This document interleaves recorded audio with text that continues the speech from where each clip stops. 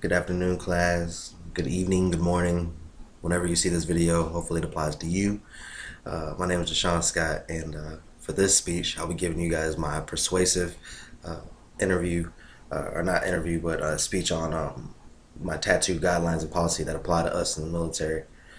So last time when I had talked to you guys, it was about an informative speech. We'll let you guys know the ins and outs of the military guidelines as far as the rules and regulations. For instance, for me being in the Air Force, I'm only allowed to have 25% of my exposed area uh, allowed to let that be tattooed. And for the Navy, they can have pretty much their whole body tattooed as long as it's not exposed when they're wearing their service dress, which is their white gowns. And the Marines and the Army, which have their own set of guidelines.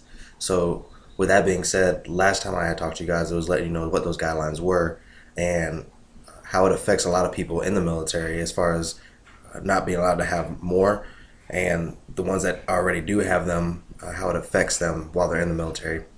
So with this being a persuasive essay, I'm gonna let you guys have my, I guess, part of why I think that tattoos should be allowed in excess in certain situations. I guess I should say. So with that being said, let's get started. So last time when we were having our discussion, I told you guys a story about my tattoos and how I had an old chief, high-ranking guy who told me, he asked me what my tattoos were, and he pretty much was trying to get at that they had to be gang-related or some sort. I've heard, your background story and this and that, and I ended up telling him, I was like, well, sir, them two tattoos you're talking about, those are, they're resemble my not resemble, but they pretty much mean the meaning of them is for my two kids that I lost. And he looked at me and he was like, oh, well, I'm so sorry, and just kind of walked off. It's situations like that happen all the time. People misinterpret what a tattoo is. Tattoos have bad omens on them, and I'm not really sure why.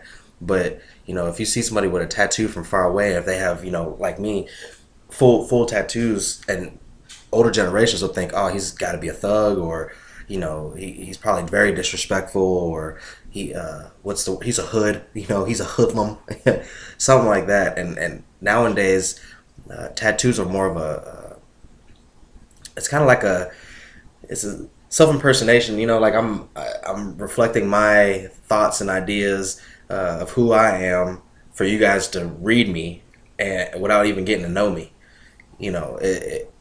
It's a way of, like, I guess, just putting my emotions on my body to let you guys understand that.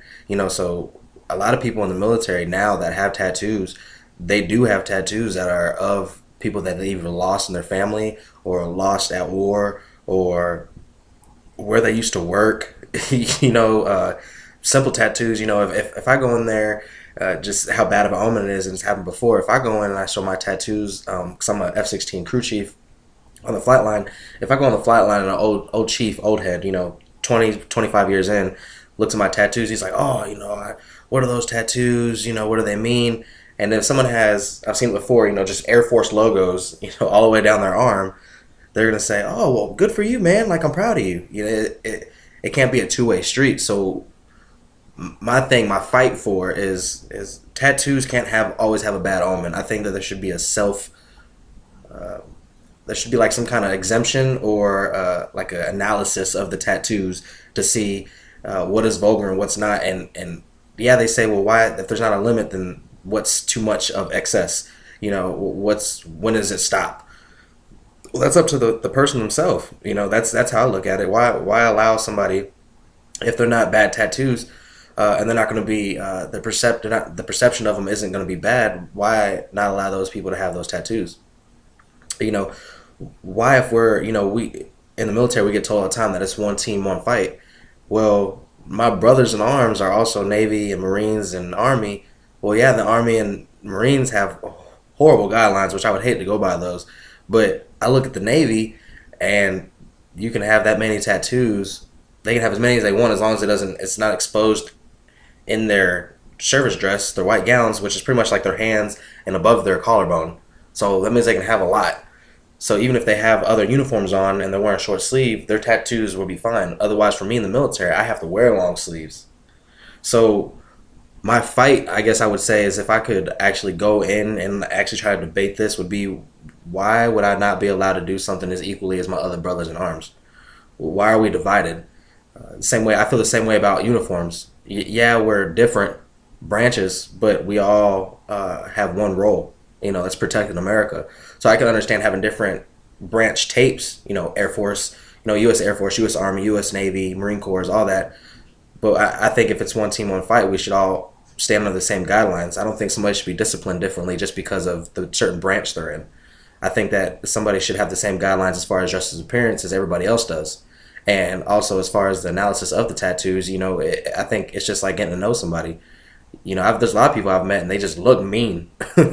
People say that I look mean and aggressive. I don't know how, but it's just the way it is. It's perspective. And once you get to know that person, you're like, I don't understand how anybody else could see that this person is actually mean. It's probably one of the nicest guys I've ever met. Same thing, like I said earlier, as far as having a lot of tattoos, being a bad omen. My tattoos show up to other people as, demeaning or zero respect, or it's not professional. It's not professional. Well, if I have something very important to do, I'm not going to show my tattoo just because I think my opinion on it is if I do something very professional, I usually have a suit on. Or if I have to go see higher up chain of command, I think it is respectful to keep your top on. It's the same thing as like a suit instead of just going there in my t-shirt. But just everyday work and wear, I'm out there working on the flight line, and I work in Luke Air Force Base, which is in Phoenix. It gets 120 degrees outside and I have to wear a top. I don't think that it's fair that I should have to do that. And having somebody tell me that my tattoos are pretty much just different, I don't understand them. Well, that's true. But at the same time, though, like I said, the rules, there has to be a median. Well, they may offend some people. Well, it's my body. Well, their perspective is good for you, but on somebody else, then it could really offend somebody. That's true, but I'm pretty sure that, for instance, in the military, there's don't ask, don't tell. So I'm allowed to have a homosexual work next to me, which is fine. I could care less if him or her is homosexual, but that's my perspective. But it could be demeaning to other people, but yet it's still allowed. Some people don't like that.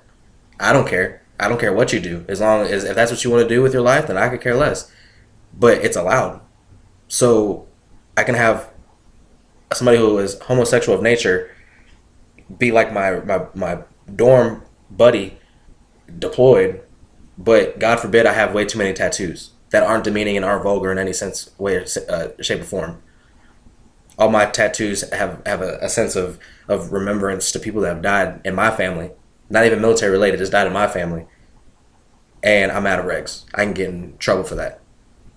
So what I'm going to leave you guys with is something to think about. And the ones that are in the military is if we are supposed to be equal in arms and we are supposed to be understanding that people come from a different perspective, different way of life, don't you think that we should at least give it a chance? Trial and error per se. Why always shoot something down? People don't like change, but change is going to happen. Change is inevitable. You can't stop it.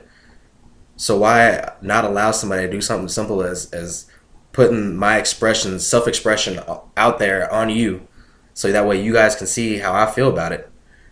And it's not vulgar in any sense, way, shape, or form. And then you guys ask me, what does that mean? And I say, well, that's for my grandmother, or that's for my son, or that's for my daughter, or, that's just for me, just to resemble who I am as a person. Oh, okay, cool.